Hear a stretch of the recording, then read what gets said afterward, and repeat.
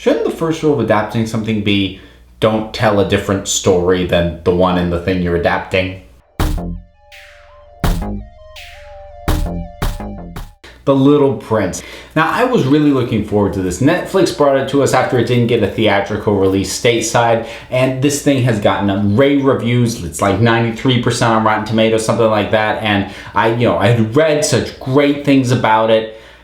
Boy, was I let down. Okay, now full disclosure before I get too far into this. My familiarity with the source material, the actual novella, The Little Prince, is kind of spotty. I've never read the thing front to back. I'm very familiar with certain sections of it, but I have not read the original thing. The thing is, though, my problems with this, actually, I feel fully justified in, even though I haven't read the book. And I'll explain why in a little bit more detail, but basically, after I finished the movie, I read a synopsis of the book and confirmed my suspicions about how little of the actual book is in the movie. So here's the general overview. The book, The Little Prince, is a poetic, lyrical, metaphorical story about life and love and death and holding on to curiosity and finding the beauty in things and listening to your heart.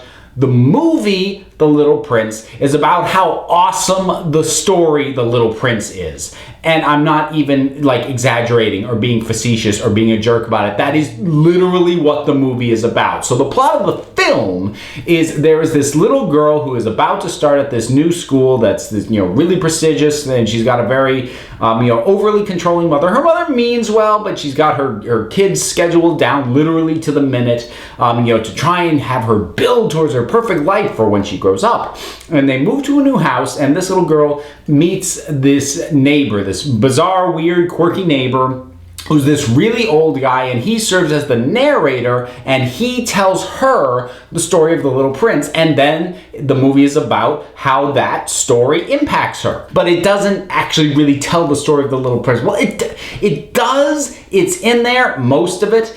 And you can tell very clearly when they're actually doing The Little Prince because the visual style completely changes. The vast majority of the movie is fairly standard CGI. It's sort of that, Pixar DreamWorks. Hey, I'm not saying it looks distinctly like those, but it's of that caliber. It's fine. There's nothing flashy about it, but it's not really supposed to be either. When they actually are telling the story of The Little Prince, it goes into this stop motion that is gorgeous and simple yet beautiful, and it's wonderfully evocative of the story of the Little Prince. What my experience from the sections that I actually know of it, and oh my god, the segment with the fox especially is gorgeous, and it's over like that, and it's back to CGI world with this girl and this old guy where they beat every single metaphor to death by literalizing it as opposed to just letting it stand, and then they talk ad nauseum about how important and impactful this story was and is and everything it means, instead of just telling the story and letting it be that. I mean, this is going to join,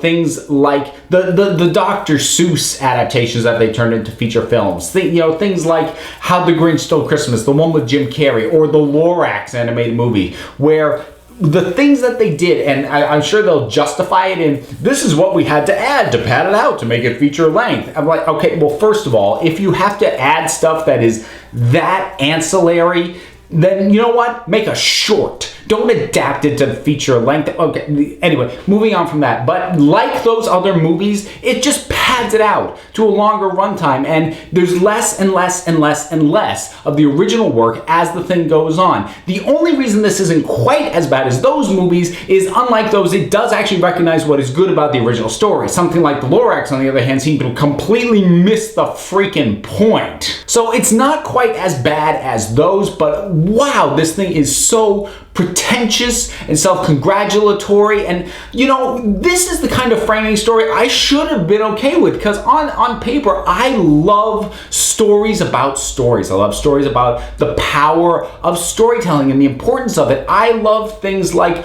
big fish. It's why I love Neil Gaiman's Sandman. But the actual story that it's telling becomes such a footnote in this pat itself on the back, self-congratulatory thing going on and on about, here's the story of the Little Prince. Wasn't it a great story? Weren't we brilliant sharing that story with you? Aren't you so happy that we shared this with you? Yes, yeah, for about the 15 minutes that you were actually telling the story of the Little Prince, yes, it was good. I even love those segments, but I haven't broken it down, but that's gotta be at best 15% of the movie. The other hour 20, hour and a half, whatever, is this framing story that the original did not need. It doesn't add it. All it does is pad the runtime, and it's just so full of itself. It infuriated me with every passing minute. In my mind, it's just going lower and lower and lower, because it burns through the actual Little Prince stuff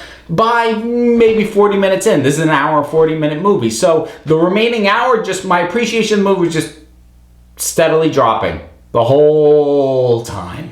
Now, I don't know if all the love the thing is getting is coming from people who have actually read the original or just happy to get any sort of adaptation of it, or people who have never read the original and this is their first introduction to it. And, you know, there is brilliant stuff to be had there, and I can understand why you'd latch onto it. But this freaking framing thing, which is most of the movie, it's crap. So those are my thoughts on The Little Prince. Again, judging by things like the Rotten Tomatoes score, I might be the only person on the planet who feels like this, but man, did not like it. Have you seen it? What were your thoughts on it? Whatever they were. Drop something down in the comments and let's talk about it. Don't forget to like, subscribe, check me out on Twitter at Council of Geeks. Follow the Council of Geeks podcast, available on iTunes and Stitcher. And until next time, this council is adjourned.